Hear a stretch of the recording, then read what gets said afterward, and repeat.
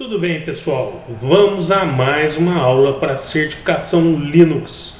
E nesse curso fazemos a leitura da apostila para a prova LPIC-1, versão 5.0 em português. Nessa aula vamos estudar as bibliotecas compartilhadas, no 102.3, que fala sobre controle de bibliotecas compartilhadas. O peso é o peso 1 para a prova. E nessa aula nós vamos identificar as bibliotecas compartilhadas, identificar onde geralmente essas bibliotecas se localizam e carregar as bibliotecas compartilhadas.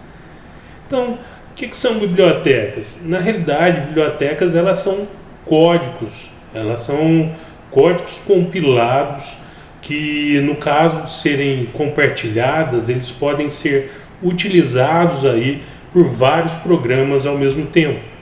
Então, nessa aula a gente tenta explicar um pouquinho sobre onde elas são encontradas, quais os locais de armazenamento dessas bibliotecas compartilhadas e como elas dependem, como elas fazem as relações com o programa no que diz respeito aos linkers. Então, bibliotecas compartilhadas, se a gente for pensar, elas são como se fossem livros de uma biblioteca, por exemplo. Os programas dentro delas são como livros de uma biblioteca, onde eles podem ser compartilhados e várias pessoas podem buscar, depois devolver, depois outra buscar novamente. Então há um compartilhamento desses softwares. As duas etapas importantes na criação de um arquivo executável, que é o que vai gerar a partir do código-fonte, no momento em que ele é transformado em código de máquina, é que, por exemplo, nós temos o código-fonte, ele passa pelo compilador, ele vira um código binário que é entendido pela máquina, porque é uma linguagem entendida pela máquina, e uma linguagem que vai gerar números mais ou menos dessa forma, assim, ou seja, uma linguagem não compreensível pelo humano. E a partir desse código-fonte, a partir da compilação, do momento em que vira binário, ou seja, simplesmente números, que pode ser entendido pelo computador, ele vira um linker. E esse linker passa a fazer parte dessa biblioteca compartilhável, aonde os programas eles podem utilizar desses programas como dependências. Então, em segundo lugar, esse linker ele vai combinar os arquivos objetos e ele vai vincular as bibliotecas para gerar esse arquivo executável no final. Essa ligação pode ser feita de maneira estática ou dinâmica, porque na realidade o linker ele não é criado somente na biblioteca compartilhável, ele também é criado também nas bibliotecas estáticas, porque na realidade sempre quando há a compilação de um programa, ele também vai deixar aí determinadas bibliotecas ou determinado software dentro de bibliotecas estáticas, que é o assunto da nossa próxima aula. Então, nessa aula, como nós estamos falando das bibliotecas dinâmicas, nós temos aí o exemplo das extensões SO e DLL, que são bibliotecas dinâmicas, e as extensões A e .lib, que são das bibliotecas estáticas. Cada uma fica dentro de locais diferentes dentro do sistema, e as dinâmicas podem ser reutilizadas por vários programas ao mesmo tempo, enquanto as estáticas elas são formadas a partir de um pacote que é instalado na máquina e somente o programa responsável por elas é que vai poder utilizar. Então, como o tema de hoje são bibliotecas compartilhadas, o que são essas bibliotecas compartilhadas? Na realidade, elas são coleções de códigos e elas podem permitir aí a reutilização, como a gente já falou antes. Para que os programas e os aplicativos eles possam encontrar os softwares dentro dessas bibliotecas compartilhadas, é necessário um programinha chamado ld.so.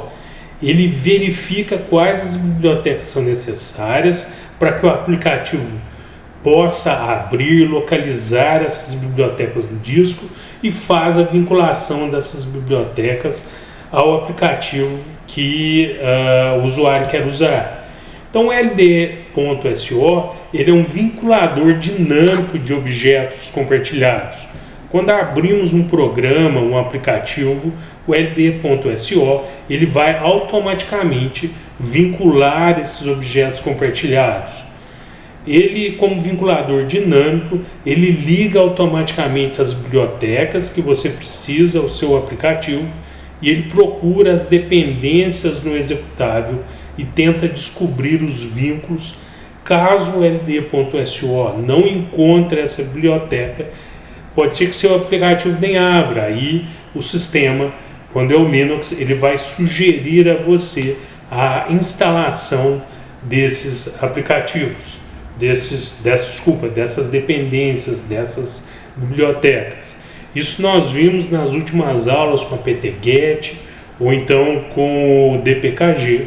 Sempre há a necessidade de fazer às vezes a instalação de dependências para possibilitar que o aplicativo ou programa que você quer rodar ele execute, e para isso às vezes é necessário instalar alguma dependência que ficou de fora ali e é necessário que ela seja feita depois. Então o ld.so ele descobre onde as bibliotecas estão. Existe a variável ld_library_path, que dentro dela existem aí vários diretórios que vão formar aí os diretórios que vão incluir aí essas bibliotecas compartilháveis. Então nós temos inicialmente o /etc /ld.so.cache e depois nós temos o etc ldso.conf ld.so.cache. Ao adicionar novas entradas ao cache, adicione o diretório que contém as bibliotecas ou arquivo. Então, por exemplo, nós também podemos configurar, porque na realidade o ld.so.cache ele não é configurável, ele está em linguagem binária. Qualquer configuração que a gente tem que fazer, nós vamos ter que fazer lá na etc ld.so.conf. Aí sim ele vai atualizar o cache em binário, e logo depois de atualizar o ld.so.conf, nós temos que dar o comando ldconfig para atualizar esse arquivo. Então nós vemos aí que existe essa variável ld_library_path, e também existe aí o arquivo /etc /ld.so.cache, e esse ld.so ele procura nesse diretório os dados sobre as bibliotecas. Porém o arquivo cache ele pode ser aberto, mas não pode ser lido por ninguém, porque na realidade ele está escrito em binário. Vamos entrar aqui no sistema, vamos achá-lo aí. Vamos lá então. Vamos lá então. cd/etc ld.so.cache. Então vocês podem observar aí que ele é uma linguagem toda binária, e praticamente para poder facilitar, aumentar a velocidade do sistema, para poder encontrar os dados que existem aí, e certamente ele não pode ser lido por humanos e também não pode ser configurado por pessoas. Vamos aqui encontrar aqui o ld.so cache, que nós acabamos de verificar, e o ld.so.conf e o conf.d. No ld.so.conf e conf.d são dois arquivos de configuração. independente de... Eles não são da mesma forma que o cache, está escrito em binário. Eles podem ser configurados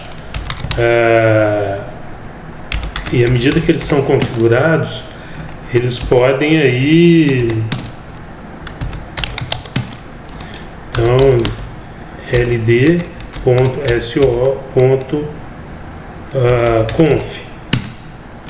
No ld.so.conf, a gente pode verificar aí que existe uma linha somente. Essa linha aí, tá, como include, ela direciona para arquivos que vão procurar aí bibliotecas para poder fazer aí o auxílio aí dos aplicativos, tudo aquilo que é compartilhado dentro do sistema que diz respeito a bibliotecas, vão estar aí dentro desse arquivo, onde é direcionado dentro do ld.so.conf. O ld.so.conf.d, ele praticamente está vazio, mas ele também tem justamente essa função aí de possibilitar esse tipo de procura aí das bibliotecas compartilhadas. Agora, um comando que a gente precisa observar é o ld-config. Ele vai configurar as ligações em tempo de execução do ligador dinâmico do ld.so. Na realidade, se a gente der um ld-config-p, a gente vai conseguir visualizar todas as bibliotecas, todas as dependências que estão lá dentro à disposição do ld.so, onde vão ser buscados aí pelo ld.so nesse ld-config os lugares específicos aonde as dependências estão para ser utilizadas. É como se fosse a biblioteca em si. Lá está a prateleira onde os livros estão, onde podem ser buscados aí, ou um ou outro, dependendo da necessidade do sistema. Então, nesse momento, são criados os links, os diretórios e os caches necessários para as bibliotecas compartilhadas, para que elas possam ser encontradas aí, especificadas tanto através do ld.so.conf quanto pelas libs, né, o sr/lib, que também existem no sistema. Então, nós estamos vendo aí a imagem do ld-config-p. Vamos lá no sistema verificar aí, né, aonde está aí esse ld-config-p. Então, vocês veem uma quantidade enorme aí de dependências, todas elas funcionando online o tempo todo, sendo carregadas o tempo todo, sendo utilizadas pelo sistema, à medida que é necessário aí instalar um programa, alguma coisa que vai utilizar uma dessas dependências. O ld.so vem aqui e busca esses links para que possam ser aí linkados no programa que vai ser utilizado. Então, aqui é a biblioteca mesmo em si.